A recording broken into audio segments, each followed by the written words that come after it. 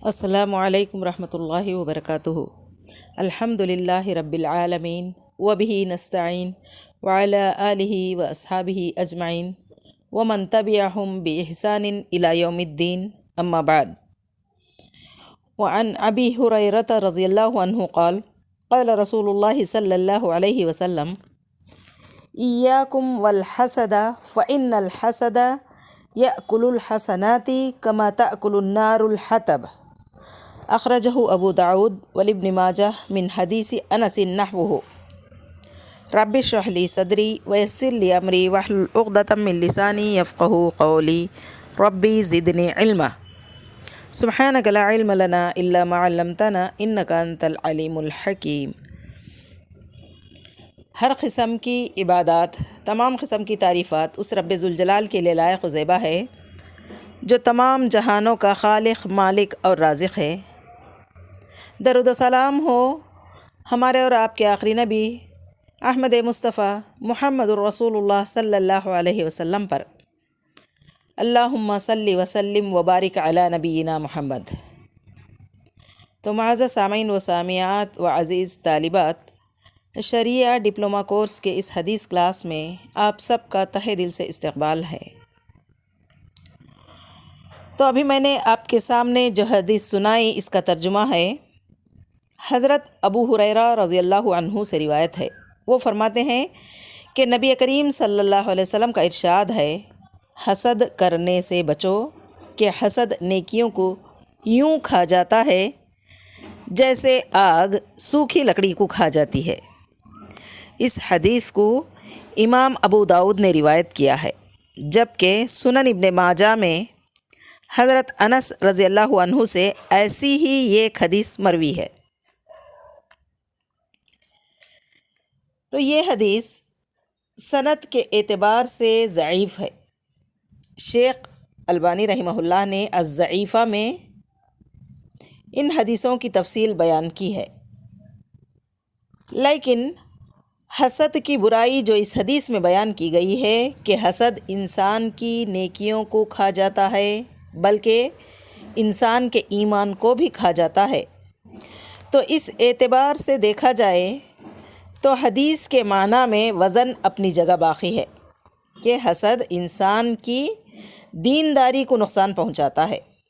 اس معنی کے اعتبار سے بہت ساری دلیلیں ہیں قرآن و سنت میں اور سلف کے اقوال میں۔ اس سے پہلے کہ ہم حسد کے نقصانات دیکھتے ہیں،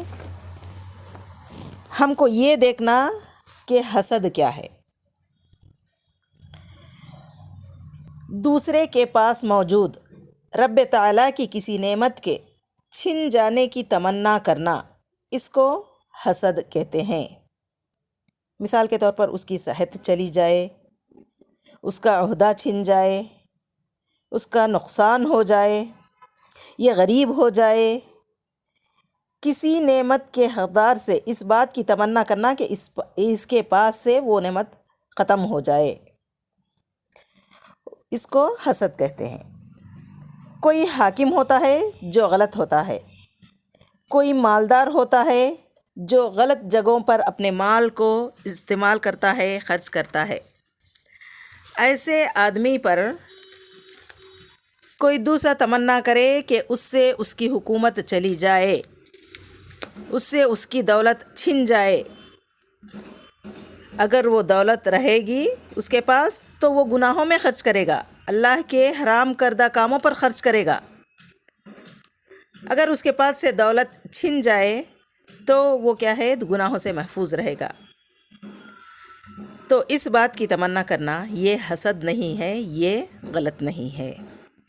صرف تمنا کرنا کہ اس کی نعمت چھن جائے یہ حسد ہے، یہ نہیں کہ اس کے نعمت کے ضائع کرنے میں کوشش کرے، اس کی نعمت کے ضائع کرنے میں یا اس کے عہدے سے ہٹانے میں کوشش کرے یا نہ کرے، صرف دل میں تمنا کرنا ہی حسد واقع ہو جاتا ہے۔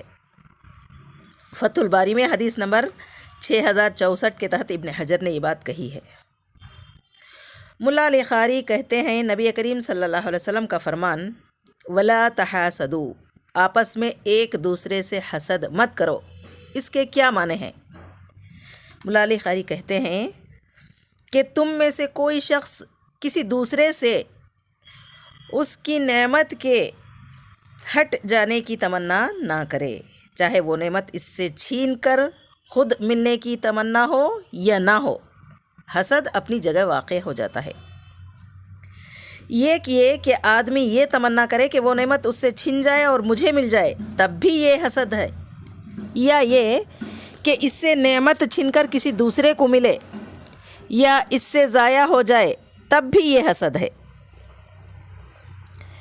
دیکھیے، علماء نے حسد کی 3 قسمیں بتائی ہیں۔ نمبر 1، محض دوسرے سے نعمت کے زوال کی تمنا کرنا، چاہے اس سے چھن کر اسے ملے یا نہ ملے، یہ ایک قسم ہے۔ اور دوسری قسم یہ ہے کہ وہ نعمت اس سے چھن کر کسی دوسرے کو مل جائے، یہ دوسری قسم ہے۔ اور تیسری قسم حسد کی یہ ہے کہ اس سے چھن کر اسے مل جائے، یعنی خود کو مل جائے، یہ تیسری قسم ہے حسد کی۔ بہرحال اس نعمت کے زوال کی تمنا حسد ہوتا ہے، یہ چیز اسلام میں منع ہے۔ اللہ کے نبی کریم صلی اللہ علیہ وسلم نے اس سے منع کیا ہے۔ ایک مسلمان کو چاہیے کہ وہ حسد نہ کرے، حسد کرنا جائز نہیں ہے۔ ایک اور معنی ابن تیمیہ رحمہ اللہ نے یہاں ذکر کیا ہے، جو نعمت کے ضائع ہو جانے کے معنی ہے۔ ابن تیمیہ رحمہ اللہ فرماتے ہیں، یہ ضروری نہیں ہے ایک انسان، محض کسی انسان کو نعمت ملتی ہے، اس پر دل میں ناراض ہو، دل میں اس کو برا مانے، یہ بھی حسد ہے۔ اس کے زوال کی تمنا کرے نہ کرے۔ کسی کو عزت ملی، ہم کو برا لگے، کسی کو عہدہ ملا، ہم کو برا لگا، کسی انسان کو اس کی تجارت میں ترقی ہوتے دے کر ہم کو برا لگے، یہ دل میں برا لگنا، اس کو ناپسند کرنا، یہ بھی حسد میں شامل ہے۔ اسی لیے ابن تیمیہ رحمہ اللہ فرماتے ہیں، کسی انسان سے اگر اس کا اچھا حال کوئی آدمی دیکھتا ہے، یعنی وہ خوشحال ہے، صحت کے اعتبار سے، مالداری کے اعتبار سے، ترقی کے اعتبار سے، تو اس کا اچھا حال دیکھ کر دل میں ناراضگی اور پسندیدگی پیدا ہو جائے، یہ بھی حسد ہے۔ ابن رجب رحمہ اللہ فرماتے ہیں، حسد انسان کی بشریت میں پیوست ہے، انسان کی فطرت میں ہے۔ حسد کرنا ہمیشہ چاہتا ہے وہ آگے رہے، خود آگے رہے۔ یہی وجہ ہے کہ انسان دنیا میں اور دین کے معاملے میں آگے بڑھنے کی کوشش کرتا ہے۔ ایک انسان اس بات کو ناپسند کرتا ہے کہ کوئی شخص فضیلت میں اس سے آگے بڑھ جائے۔ ڈاکٹر ہے تو دوسرے ڈاکٹر کو آگے بڑھتا دیکھ کر پسند نہیں کرتا، اگر ٹیچر ہے تو دوسرے ٹیچر کو اپنے پیشے میں اس کو آگے بڑھے، اس کو ترقی ملے، یہ پسند نہیں کرتا۔ ایک ہی میدان کے لوگ پسند نہیں کرتے ہیں کہ کوئی دوسرا مجھ سے آگے بڑھ جائے، یہ انسان کی فطرت میں سے ہے۔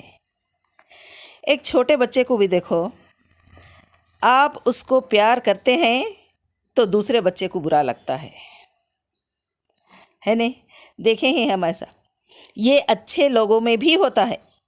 علماء نے یہ بات کہی کہ یہ دل میں آنے کے بعد انسان اس سے راضی نہ ہو، تقاضوں پر عمل نہ کرے، تب ایسا آدمی اللہ کے ہاں مجرم نہیں ہے۔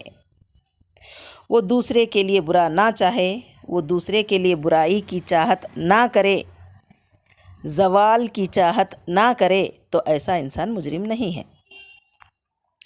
کسی انسان کی ترقی پر دل کو ٹھیس لگے کہ یہ مجھ کو ملتی، یا ایک انسان یہ کہے کہ اس کو نہیں مجھ کو مل جاتی، ایسا خیال دل میں آنا یہ جرم نہیں ہے۔ ہاں، اس خیال پر راضی ہونا، اس کا اقرار کرنا، اس سے آدمی مجرم بنتا ہے۔ صرف دل میں خیال آنے سے یا اس کو ایسا لگے کہ اس کو بھی ملے مجھ کو بھی ملے، یہ جرم نہیں ہے۔ اللہ تعالیٰ فرماتے ہیں اس پر تمہیں کوئی گرفت نہیں کہ تم غلطی سے کوئی خطا کر جاؤ، یعنی انسان سے انجانے میں کوئی غلطی ہو جائے تو اس پر پکڑ نہیں ہے، لیکن تمہارے دل عزم کے ساتھ کوئی کام کرتے ہیں، پختہ ارادہ کے ساتھ کوئی کام کرتے ہیں تو اس پر تمہیں پکڑ ہو سکتی ہے۔ تو حسد اس کیفیت کا نام ہے کہ انسان اس پر راضی ہے۔ دل میں برے سے برا خیال آ جائے، چوری کا، جھوٹ کا، نہ جانے کتنے خیالات آتے رہتے ہیں، اس پر مجرم نہیں ہوتا ہے۔ بری عادت کا پختہ ارادہ کرنا اور اسی ارادے پر قائم رہنا، یہ انسان کا جرم ہے۔ دل میں برا ارادہ آیا مگر اس کو چھوڑ دیا اللہ کے ڈر سے، تب بھی مجرم نہیں۔ اس برے ارادے پر توبہ کیے بغیر مر گیا تو مجرم ہے۔ تو حسد دل کے بگاڑ کا نام ہے، پھر اس پر زبان اور عمل بھی شامل ہو جائے تو وہ زائد برائی ہے۔ حسد دل کی سطح پر برا ہوتا ہے۔ بعض برائیاں ایسی ہوتی ہیں جو دل ہی دل میں انسان کے واقع ہوتی ہیں اور انسان کو تباہ کر دیتی ہیں۔ جامع العلوم والحکم میں ابن رجب رحمہ اللہ نے یہ بات کہی ہے کہ ایک انسان کی فطرت میں حسد ہوتا ہے، اور حسد یہ ہوتا ہے کہ انسان اپنی برادری یا اپنی کیٹیگری کے لوگوں میں پسند نہیں کرتا کہ کوئی اس سے اوپر ہو، اس کیفیت کا نام حسد ہے۔ ہم نے حدیث میں پڑھا کہ حسد نیکیوں کو کھا جاتا ہے، جیسے آگ تنکوں کو جلا کر ختم کر دیتی ہے۔ حسد نہ صرف انسان کے نیکیوں کو نقصان پہنچاتا ہے، اس کی دینداری کو بھی نقصان پہنچاتا ہے، بلکہ یہاں تک ہوتا ہے کہ حسد انسان کو کفر تک لے جاتا ہے، جیسا کہ یہود کے ساتھ ہوا۔ حسد میں آ کر ایک انسان دوسرے کے ایمان سے اس کو کفر تک جانے پر بھی تیار ہو جاتا ہے۔ حسد سے انسان بہت دور نکل جاتا ہے، یعنی نیکیوں سے دور ہو جاتا ہے۔ حق واضح ہونے کے بعد بھی حق کو قبول نہیں کرتا، حسد کی وجہ سے، کہ کسی اور کو عزت مل جائے، نہیں مانتا۔ اللہ تعالیٰ قرآن کریم میں سورہ بقرہ آیت نمبر 109 میں فرماتے ہیں، بہت سے اہل کتاب اس بات کی چاہت رکھتے ہیں کہ تمہارے صحابہ تمہارے ایمان لانے کے بعد تمہیں ایمان سے پھیر کر کفار بنا دے، ان کے اپنے دلی حسد کی وجہ سے، جبکہ حق ان پر واضح ہو چکا ہے۔ نبی اکرم صلی اللہ علیہ وسلم کی نبوت واضح ہو چکی ہے، قرآن کی حقانیت ان کے سامنے ہے، اور اسلام کی صداقت ان پر واضح ہو چکی ہے۔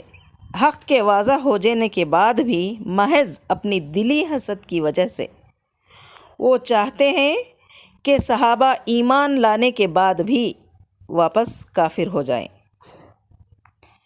یہاں ایک بات ہماری سمجھ میں آتی ہے، حسد ایک طریقے کا یہ بھی ہے کہ کسی کو نعمت ملی ہے تو اس کے ختم ہو جانے کی تمنا کرے۔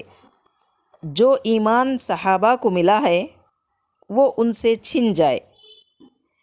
یہود یہ دل ہی دل میں تمنا کرتے تھے، وہ اس بات کو گوارا نہیں کرتے تھے کہ عربوں میں سے رسول ہو، ہماری برادری میں سے رسول نہیں آئے، اس لیے وہ رسول صلی اللہ علیہ وسلم کی نبوت کا انکار کرتے تھے، آپ صلی اللہ علیہ وسلم کو نبی نہیں مانتے تھے۔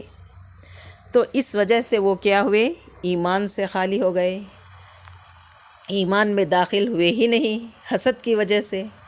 تو یہ حسد بہت بری چیز ہے، اس کے ذریعے ہم نہ دنیا میں کامیاب ہو سکتے ہیں اور نہ آخرت میں ہم کو کامیابی مل سکتی ہے۔ تو یہ تھا اس حدیث کا خلاصہ الحمدللہ۔ تو ہم آخر میں اللہ تعالیٰ سے دعا کرتے ہیں کہ اللہ تعالیٰ ہم کو حسد جیسی بری عادت سے محفوظ فرمائے، آمین ثم آمین۔ وآخر دعوانا ان الحمد للہ رب العالمین۔ السلام علیکم ورحمۃ اللہ وبرکاتہ۔